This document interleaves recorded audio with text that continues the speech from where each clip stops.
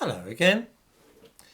Every time I open a newspaper lately, I'm faced with new examples of stupidity being displayed by the people whom we have elected to govern our affairs. Nowhere do we see any real thought for the future, nor any real concern for the hopes and fears of ordinary people. In that respect, both Joe Biden and Boris Johnson are cut from the same cloth. They are concerned with bringing into their countries or allowing to enter without really trying to stop them floods of foreigners who will provide cheap labour, which is so useful to big companies. Neither man really worries about things like people desperately needing medical care, which is unobtainable either for financial reasons or because the National Health Service is overwhelmed with demand. They don't care about things like that, of course, because they are both so wealthy that they can have any medical treatment they require instantly and without being put on a waiting list. In the same way, neither leader is in the least worried about things such as unemployment or shortages of affordable housing, except in as far as it might affect their ratings in opinion polls or chances of being re-elected. They and their families really don't have to worry about the sort of things that little people concern themselves with, like being able to afford to buy a house or something of that sort, or losing their job. There is no hope that either Biden or Johnson will change and start taking an interest in the real concerns and affairs of ordinary people, or about the long-term consequences of their ruinous policies, because of stupidity and an inability to think properly about real things and the lives of real people. What do I mean by real people and ordinary people? Well, to give an example, both Biden and Johnson's administrations seem to be obsessed with the needs and desires of homosexuals and transsexuals.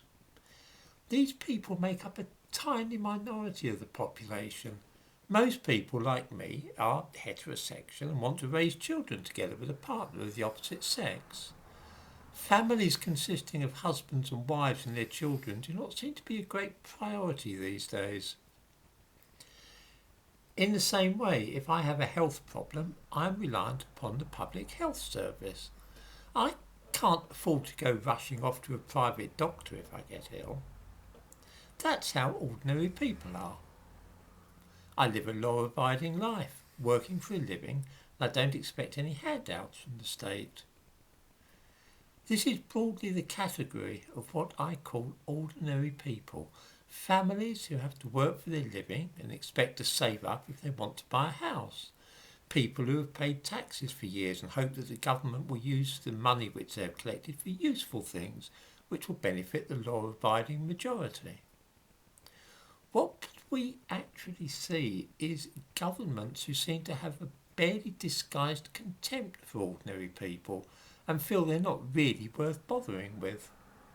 Special interest groups such as transsexuals or immigrants are fine.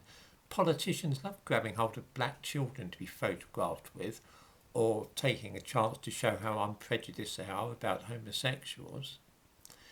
These are groups that they like to pamper. Those ordinary people, though, most of them white working class, the ones getting on with their lives and paying their taxes, obeying the rules and expecting a fair deal, governments seem to view them with some suspicion. Remember in Britain how those who wished to leave the European Union were dismissed as white racists and bigots? How supporters of Trump were viewed in the same way?